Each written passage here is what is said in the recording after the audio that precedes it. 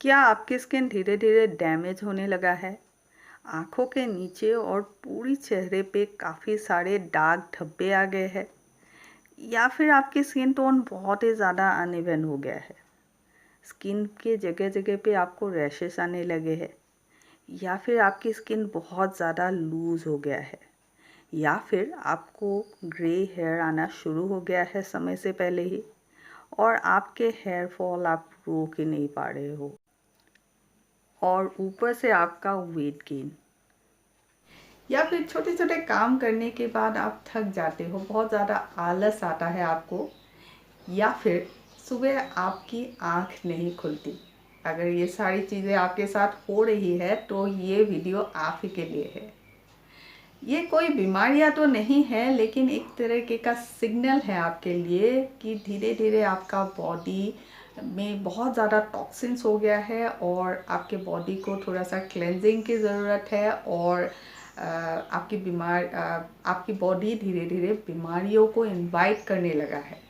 और अगर अभी आपने कुछ नहीं किया तो हो सकता है आगे चलकर एक ऐसी बीमारी आपके साथ जुड़ जाए जिसके साथ आपको पूरी ज़िंदगी चलना पड़े।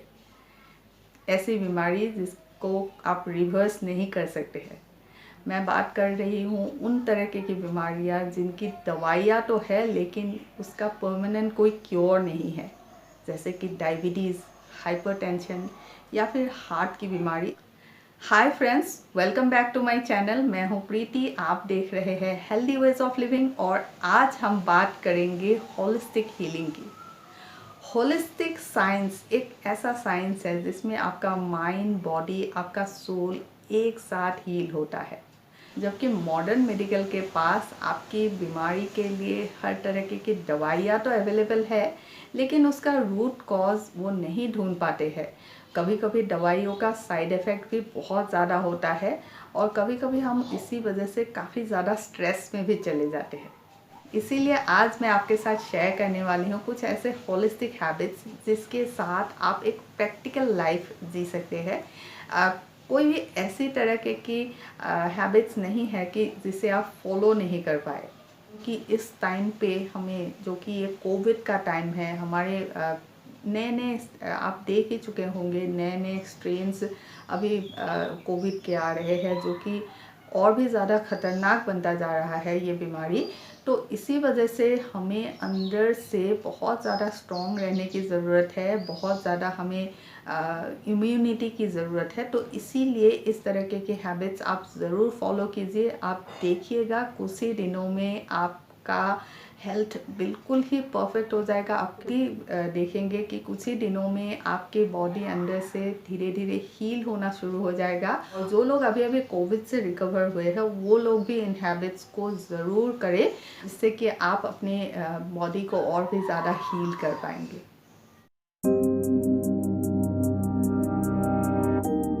मेडिटेशन हमारे लिए कोई बहुत नई चीज़ नहीं है। हमारे जो पुराने ऋषि मुनियाँ हैं या फिर जो हमारे साधु संत थे, वो लोग मेडिटेशन का ही यूज़ करते थे।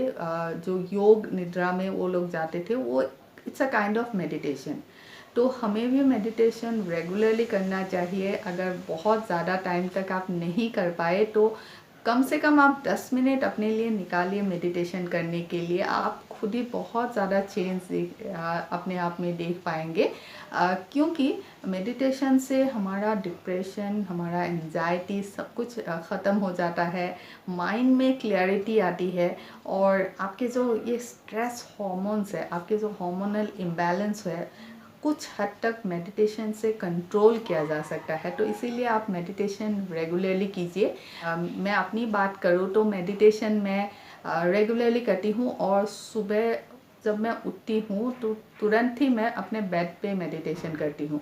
बिकॉज़ अगर मैं बेड से नीचे उतर लूँगी तो हो सकता है कि मुझे कुछ डिस्ट्रैक्शन हो जाए।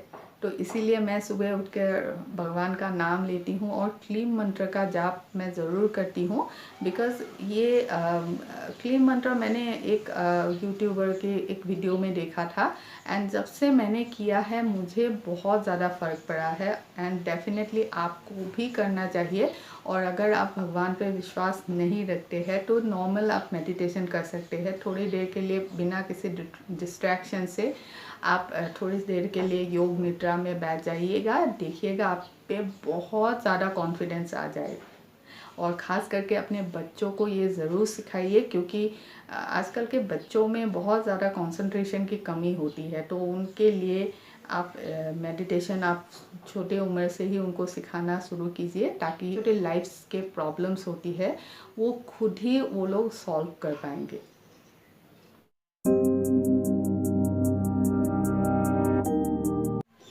हमारे बॉडी में 70% वाटर होता है।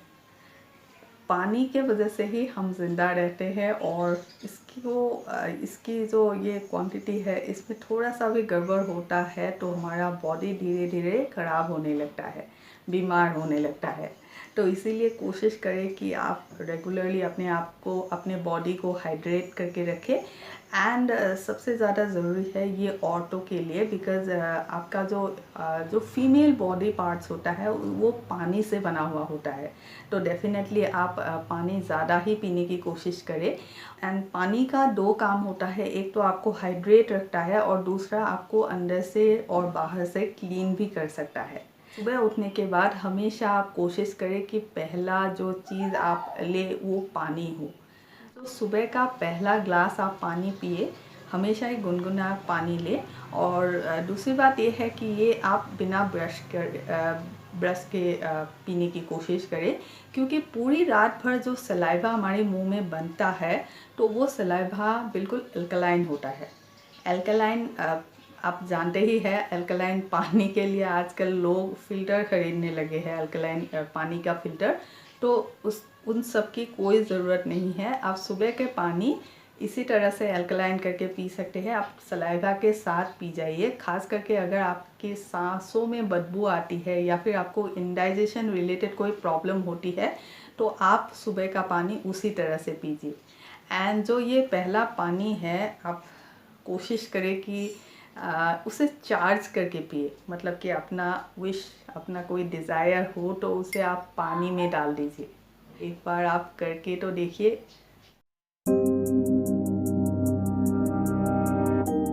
योगा कोई नई चीज़ तो हमारे लिए है नहीं, क्योंकि योगा का शायद ओरिजिन इंडिया है और इसे अभी फॉरेन कंट्रीज़ अपना रही है और हम लोगों ने काफ़ी ज़्यादा इसे पीछे छोड़ दिया है।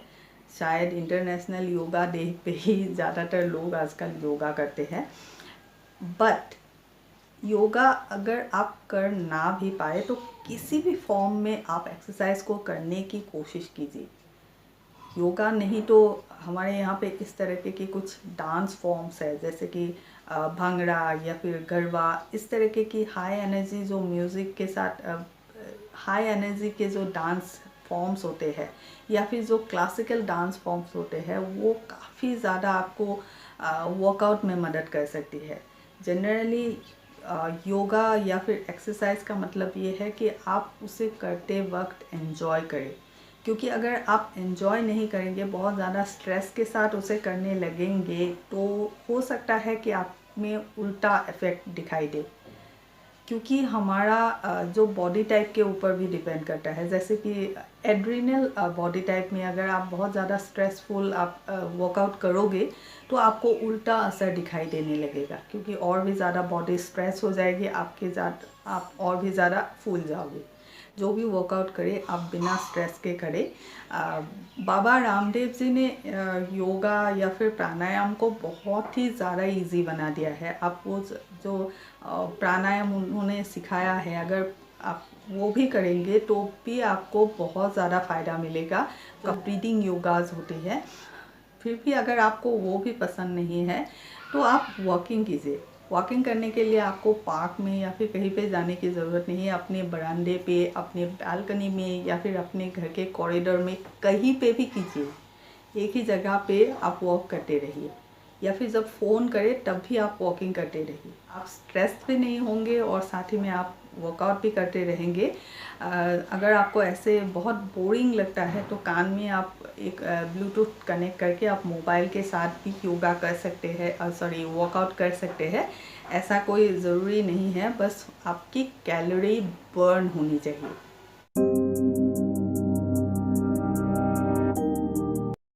हमारे बॉडी को ज़िंदा रखने के लिए जो सबसे ज़रूरी चीज़ है वो है खाना, और खाने का सही होना बहुत ज़्यादा ज़रूरी है। मैं आपको ये नहीं बोल रही हूँ दिन भर आप सैलेड खाते रहे या फिर आप इस तरीके का खाना खाए जिसे आजकल सो कॉल हेल्दी बोला जाता है। नहीं, ऐसी कोई ज़रूरत नहीं है। जो आप घर पे, आपके घर पे नानी दादी बनाते थे, कम ऑयल कम मसाले के साथ जो खाना बनता था, आप वो खाना खाने की कोशिश कीजिए। उस खाने से आप हेल्दी रहेंगे। जो बैलेंस डाइट होता है हमारा, अनाज होता है जिसमें दाल के प्रोटीन होते हैं। अगर आप नॉन वेज खाते हो तो थोड़े से नॉन वेज होता है, सब्ज़ी होते हैं एक या दो, तो थोड़ा सा सैलड होता है या फिर चटनी या चार होता है या फिर कोई दही होता है। तो इस तरीके का बैलेंस डाइट आप लेने की कोशिश करें रेगुलरली। ऑफ कोर्स आप बाकी चीज़ें भी खा सकते हैं, लेकिन उसे आप एक फीस्ट की तरह, एक रिवॉर्ड की तरह खाइए। अगर आपके बच्चे वो सब भी नहीं खाएंगे तो हो सकता है आगे चलकर वो लोगों को बाहर चल के परेशानी हो सकती है। तो आप वो भी खाइए, लेकिन कम खाइए। बिल्कुल ही जो नॉर्मल खाना है उससे आप ज़्यादा खाइए। अगर हफ्ते में आप एक दिन वैसा खाना खाते हैं तो इस तरीके का खाना बाकी 6 दिन आप इस तरीके का खाना खाइए। मैं प्योरली नॉन वेज हूँ। मैं हमेशा ही जो चावल है, आटा है, मैं सब कुछ खाती हूँ। ऐसा नहीं है कि मैं कुछ नहीं खाती हूँ, लेकिन नॉन वेज बेसिकली मैं दिन में खाती हूँ। रात को मैं नॉन वेज बिल्कुल भी नहीं लेती हूँ।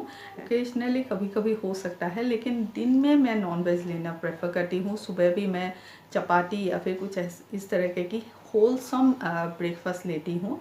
लेकिन होलसम या फिर हेल्दी ब्रेकफास्ट में आप लोग समझते होंगे कि ब्रेड या फिर अंडा या फिर कॉर्नफ्लेक्स, ये सब नहीं है। अब जो नॉर्मल जो हमारे रोटी सब्ज़ी जो ये सब होती है वो हमारा होलसम फूड होता है। जो होल व्हीट के जो रोटी होती है, या फिर हम लोग जो राइस, रेगुलरली हम लोग राइस खाते हैं, because I am from Assam, तो हम लोग रेगुलरली राइस लेते हैं। इससे हमें कोई प्रॉब्लम नहीं होती, बिकॉज़ ये इसका यहाँ का लोकल फूड है। तो और हो सके तो जो पैक्ड फूड है, जो पैकेट में आने वाले फूड है, वो सारी चीज़ों को जितना हो सके अवॉइड करें, क्योंकि उनमें प्रिजर्वेटिव होते हैं, उनसे आपके बॉडी में टॉक्सिन्स बनते हैं। एंड जो आप फास्ट फूड वगैरह खाते हैं उसे भी आप रेगुलरली अवॉइड करें, क्योंकि उसमें इंडियन खाने में क्या होता है, हर एक डिश में हल्दी डाला जाता है, और हल्दी एक तरीके की एंटीसेप्टिक की तरह काम करता है। हमारे बॉडी में बहुत ही बड़ा फंक्शन करता है हल्दी जैसी चीज़ें, या फिर बाकी स्पाइसेस। तो इसीलिए कोशिश करें जब भी खाना खाए तो जो हेल्दी खाना ले। बेसिकली मेरे चैनल में भी काफ़ी सारे ऐसे हेल्दी रेसिपीज़ बनी हुई है, लेकिन काफ़ी लोग ये दिखा के चले जाते हैं। पता है क्यों? क्योंकि मैं ज़्यादा खाने में लहसुन, प्याज, ये सब चीज़ें यूज़ बहुत ज़्यादा नहीं करती हूँ। मैं जैसा है खाना एज़ इट इज़ रहने देती हूँ। तो बहुत लोगों को पसंद नहीं आता है। एंड ज़्यादातर खाना मैं मस्टर्ड ऑयल में पकाती हूँ, क्योंकि हेल्दी ऑयल बहुत ज़्यादा ज़रूरी है।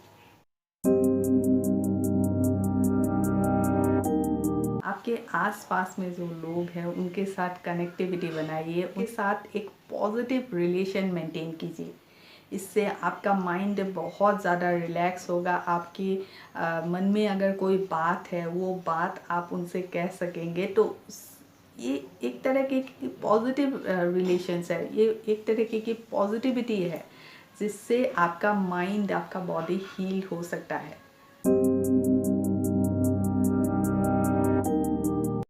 आपका बॉडी सबसे ज़्यादा हील तब होता है जब आप सोते हो। एक डीप स्लीप आपके लिए बहुत ज़्यादा ज़रूरी है। यही हम लोग अच्छी तरह से एक नींद लेते हैं तो धीरे धीरे हमारी बॉडी तेज़ी से हील होने लगती है।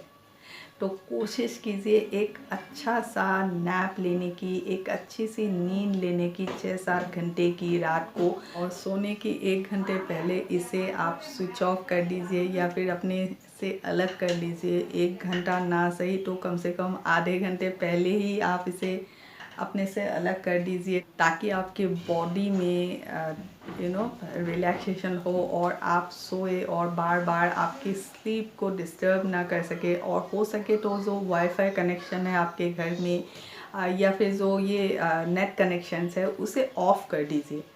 तो उससे आपका नींद में कोई भी तरीके की डिस्टर्बेंस नहीं होगी। आप अच्छी तरह से 7 से 8 घंटे की नींद पूरी कर पाएंगे और साथ ही में अपने बॉडी को भी हील कर पाएंगे।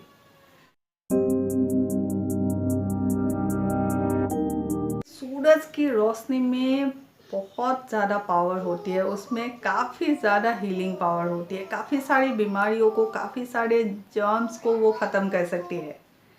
तो कोशिश कीजिए थोड़ी देर के लिए सुबह का धूप लेने की, क्योंकि उससे आपके बॉडी में एक तो विटामिन डी बनेगी और दूसरा आपका बॉडी धीरे धीरे हील होने लगेगा। इसीलिए सुबह जल्दी उठिए और थोड़ा सा सूरज की रोशनी लीजिए। उसी तरीके से जो हवा है वो भी, सुबह का जो ताज़ा हवा है वो भी कमाल का होता है। सुबह की हवा में बहुत ज़्यादा मात्रा में ऑक्सीजन होती है, तो उससे थोड़ा सा लेने की कोशिश कीजिए। बारिश के पानी को थोड़ा सा छूइए। तो अपने आसपास के जो एनवायरनमेंट है उसी तरह से पेड़ पौधों के पास जाइए। तो उस तरह की चीज़ों के साथ अपना समय थोड़ा सा बिताइए। अपने फ़ोन को थोड़ा सा साइलेंट मोड पे रखिए या फिर थोड़ी देर के लिए स्विच ऑफ कर दीजिए। थोड़ा सा नेचर का मज़ा लीजिए। नेचर में 5 एलिमेंट्स होते हैं और हमारे बॉडी में भी 5 एलिमेंट्स होते हैं। जितना हम नेचर के पास जाएंगे उतना ही ज़्यादा हम जल्दी से हील भी हो पाएंगे।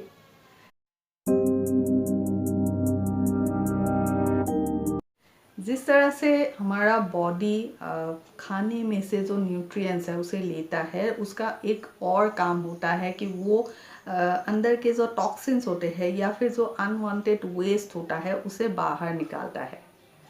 और अगर इसे निकालने में कभी कभी प्रॉब्लम होती है या फिर वो निकल नहीं पाता है, तभी गड़बड़ चालू होती है। मतलब कि हमें अपने बॉडी को बाहर से ही नहीं, अंदर से भी क्लीन करना बहुत ज़्यादा ज़रूरी है। इसके काफ़ी सारे बेनिफिट्स होते हैं। आपके स्किन पे उसका इफ़ेक्ट दिखाई देता है, आपके हेयर पे उसकी इफ़ेक्ट दिखाई देता है, आपके बॉडी के बाकी पार्ट्स पे, जैसे कि आप मोटे हो रहे हैं तो उनमें आपके इफ़ेक्ट नज़र आता है कि आपको डिटॉक्स की ज़रूरत होती है। और इसकी काफ़ी सारे टेक्निक्स होते हैं। फास्टिंग एक अच्छा टेक्निक है, या फिर एनीमा बहुत लोग करते हैं, हालांकि ये मुझे पर्सनली इतना ज़्यादा पसंद नहीं है। बहुत लोग लेमन वाटर या फिर एप्पल साइडर विनेगर भी लेते हैं। सबसे बेस्ट तरीका है 16 आवर्स की इंटरमिटेंट फास्टिंग। इंटरमिटेंट फास्टिंग से आपके बॉडी के टॉक्सिन्स भी बाहर निकल जाते हैं और आप जो खाते हैं आपको पूरा न्यूट्रिएंट्स भी मिलता है, आपको डाइटिंग की भी ज़रूरत नहीं पड़ती है। लेकिन ये भगवान जी वाला फास्ट बिल्कुल ही नहीं है। आप जो भी मर्ज़ी 8 घंटे के अंदर आप सब कुछ खा सकते हैं। और अगर आप भगवान जी वाला फास्ट करते हैं तो उसे सही तरीके से करने की कोशिश कीजिए। आप उसे वाटर फास्ट में बदलिए, मतलब कि सिर्फ पानी पीजिए जिस दिन आप व्रत में रहते हैं। उससे आपके अंदर से देखिएगा कितने सारे टॉक्सिन्स बाहर निकल जाती है। और इंटरमिटेंट फास्टिंग का फ़ायदा ये है कि आपके बॉडी में से जो टॉक्सिन्स है वो तो बाहर निकलता ही है, साथ ही में हमारे बॉडी में जो फैट सेल्स स्टोर होते हैं, क्योंकि बॉडी हमेशा सबसे पहले ग्लूकोज के सेल्स को ग्लूकोज को लेते हैं, तो फैट को वो हमेशा ही अंदर जमा करके रखता है। तो वो फैट्स को बॉडी यूटिलाइज करने लगता है। तो ये एक दूसरा फ़ायदा है इंटरमिटेंट फास्टिंग का। उसके ऊपर मैं जल्द ही एक नया वीडियो आपके लिए लेके आने वाली हूँ, इसीलिए मेरे चैनल को आप सब्सक्राइब कर लीजिए, साथ में लगे बेल बटन को प्रेस कर दीजिएगा ताकि आपको हर एक वीडियो की नोटिफिकेशन मिलती रहे।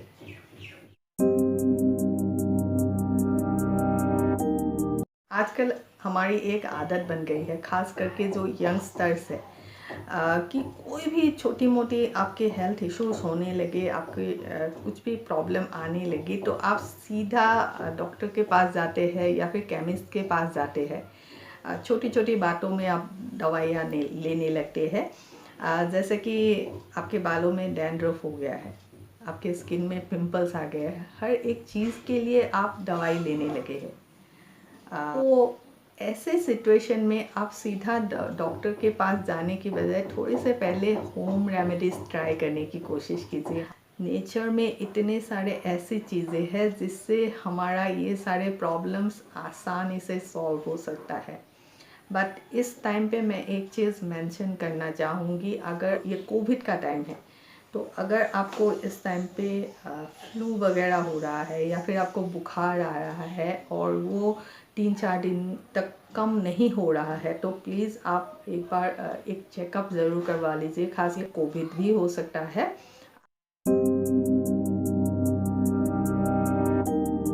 मसाज भी एक ऐसी टेक्निक है जिससे आपके बॉडी के काफ़ी सारे प्रॉब्लम सॉल्व हो सकती है, क्योंकि मसाज करने से आपके बॉडी के जो एक्यूपंक्चर जो पॉइंट्स है वो उसमें दबाव पड़ता है, जिससे कि काफ़ी सारी बीमारियों का इलाज उसी में छुपा हुआ होता है। एंड बहुत सारे मसाज होते हैं, आप फेस की मसाज कर सकते हैं, हाथ पैर हर जगह की मसाज होती है। किसी और वीडियो में मैं अच्छी तरह से उसको डिस्कस करके आपको दिखाऊंगी। एंड मसाज के वजह से आपके शरीर काफ़ी ज़्यादा रिलैक्स हो जाता है, आपके हॉर्मोन्स जो है वो रिलैक्स होते हैं एंड काफ़ी सारे टॉक्सिन्स बाहर निकल आती है, और आपके ब्लड सर्कुलेशन, जो स्किन के नीचे जो ब्लड सर्कुलेशन होती है वो भी काफ़ी अच्छी होती है, अच्छी ब्लड फ्लो पूरी बॉडी में जाती है।